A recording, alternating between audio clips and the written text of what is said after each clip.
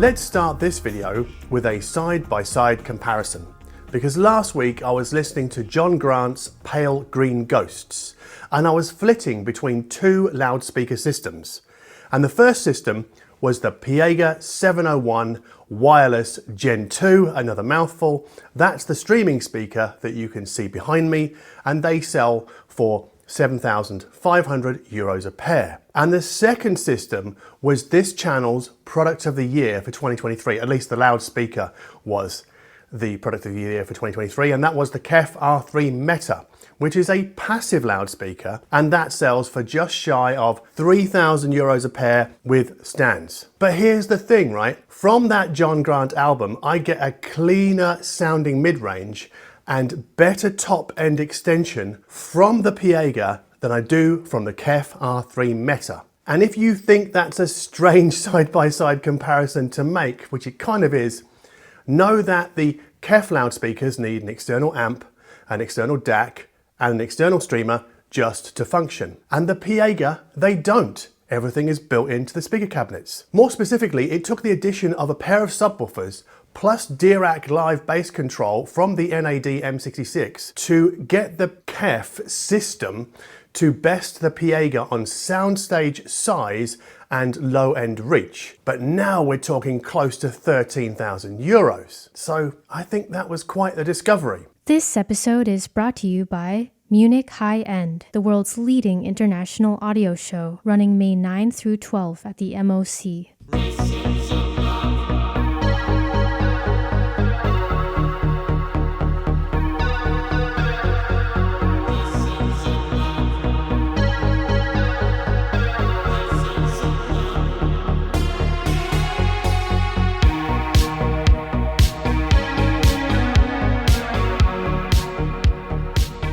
Welcome back everybody. Yes, the Piega 701 Wireless Gen 2 is an all-in-one hi-fi system, no more to add unless you do physical formats. And they are made in Switzerland. So why do they sound better than the KEF passives? Well, I think one major contributor to the Piega's superior clarity and sort of recording space ambience is its LDR ribbon tweeter. And I think this is what makes the Mutant Jazz, heard on the Fire Walk With Me soundtrack album, sound so beautifully mellifluous in the top end. And below that ribbon tweeter sits one 12cm mid-range driver and four 12cm bass drivers. And those drivers are arranged in a three-way configuration, with the crossover being a hybrid design, which I've never seen before. So that means it's a DSP crossover between the bass drivers and the mid-range driver, but passive components between the mid-range driver and the ribbon tweeter. Piega also told me that two of the three internal Class D amps are used to power the bass drivers, but that the third amp powers the mid-range driver and the ribbon tweeter, because I think it's driving that passive crossover, right? And the Swiss company also told me that the final driver EQing is done entirely in the digital domain. And it's in the digital domain that music arrives at the Piega loudspeakers. We don't stream directly to the speakers themselves. We stream to an intermediary black box that then wirelessly sends left and right channel data to each speaker. And that small black box is the brains of the system. It's called the Piega Connect Plus, and it does streaming and HDMI ARC for TV hookups. And in case you were wondering, lip sync is flawless and there were zero HDMI ARC quirks with this unit. Now, I use the Connect Plus's coaxial input for a CD transport and the analog input for a turntable's phono stage. And in my case, that's the phono stage that's built into the Cambridge Audio Alva TT2 turntable. Remote control here comes via a Bluetooth wand or Piega's smartphone app.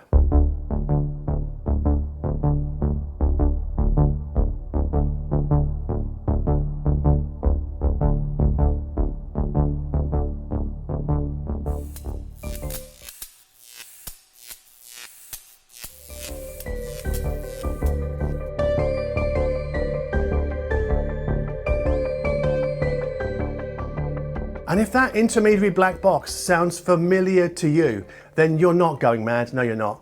Buchardt uses a similar black box setup for its A700 streaming active floor stander, but those add master tunings to the speaker's DSP. And the Piega doesn't have this, and room compensation aside, for the Piega it's one voice only. However, Piega's Connect Plus box doesn't use WiSA to talk to the loudspeakers, it uses something called ClearNet. And I find that pairing the Piega speakers to its black box comes with fewer "why won't it connect" kind of hassles than I get with the Buchardt A700. And I know this because I still have a pair of A700 here. Now, just a gentle reminder here, as usual, the side-by-side comparisons conducted in this video and pretty much every other video are dictated by the gear that I have to hand at the time of taping, and maybe the few weeks before that I'm actually doing the review. So on streaming functionality, the Piega and the Buchardt are pretty much the same. We get Apple AirPlay, Spotify Connect, Google Chromecast, and Roon Ready. But going hardwired in the back of the speaker is a bit different because the Piega has an analog socket on the back of each speaker which digitizes all incoming signals to 24.192, whereas Buchardt does the same kind of thing in terms of digitization but gives us balanced XLR sockets. And some of you will want to know about Fletcher-Munson curve correction. The Piega doesn't have this, it's in the Buchardt but it's not in the Piega.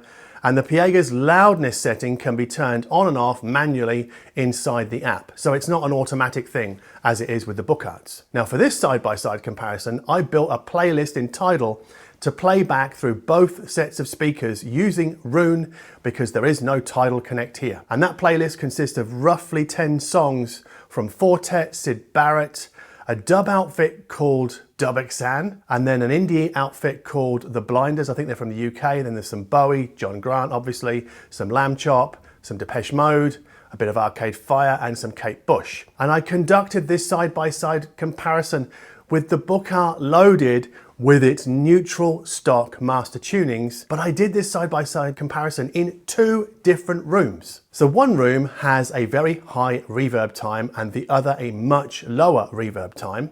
And most of the B-roll that you see in this video, that's the room with the high reverb. But for me, it was much easier to discern the differences in the low reverb room, that's this one, especially in the mid-range and the treble. So Syd Barrett's Gigolo Aunt, for example, tells us that male voices enjoy crisper, cleaner exposure in Swiss hands.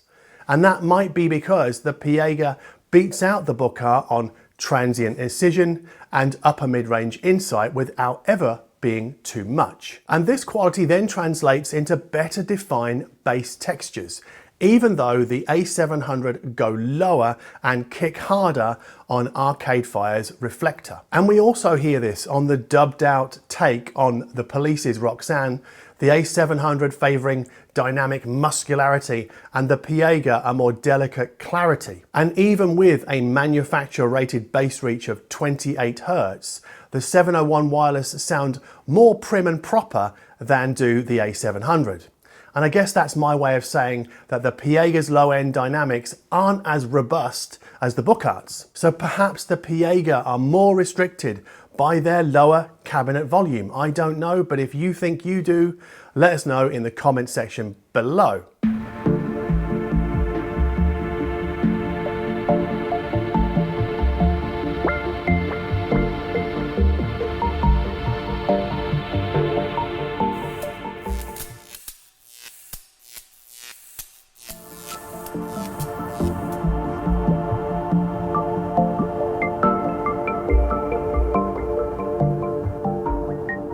Back with that Twin Peaks LP, the Piega don't seem to have as much headroom on the volume dial as the Buchardt, which means they might not satisfy super loud listeners sitting in large rooms. You'll definitely want the A700 for that scenario. But for small to medium sized rooms, the rooms that most of us have, the Piega will be spot on. And no, in case you were wondering, and I've written about this on my website separately, the inbuilt room correction software inside the Piega and also the Buchardt, it cannot fix a room's reverb problem.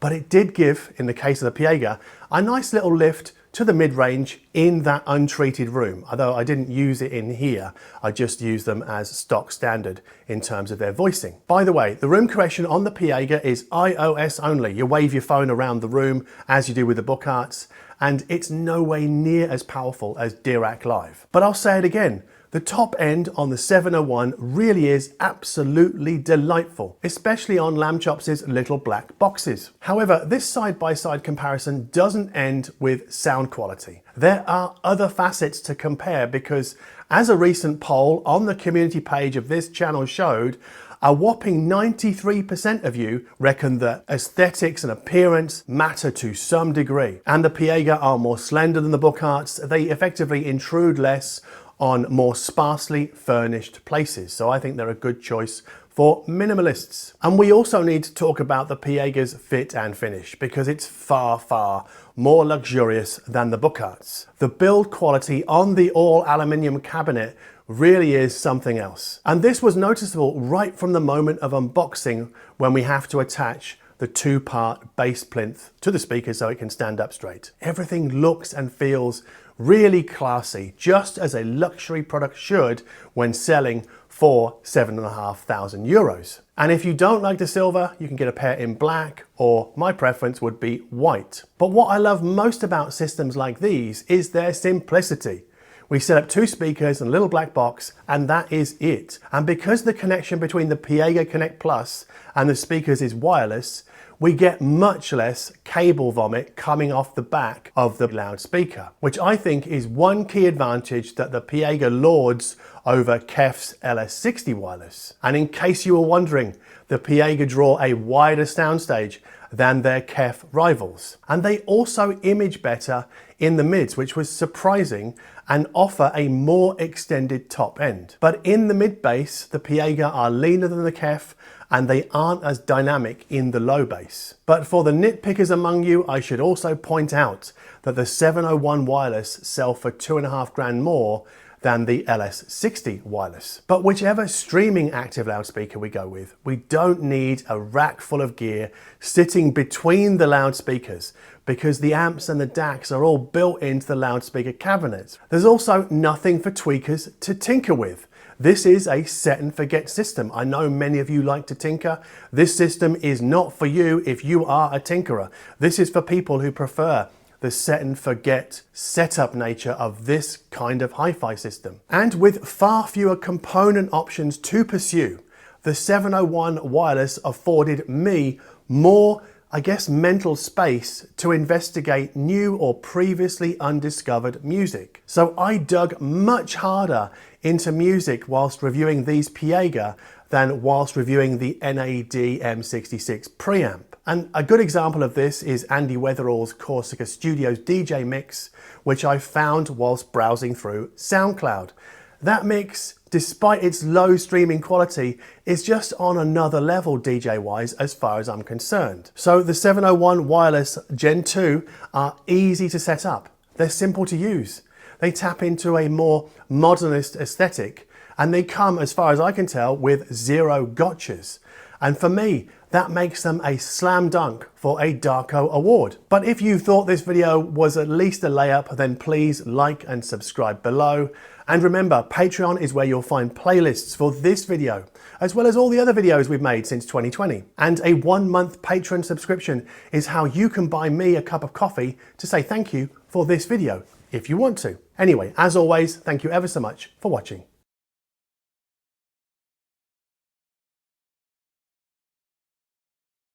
2, 2, 1, 2.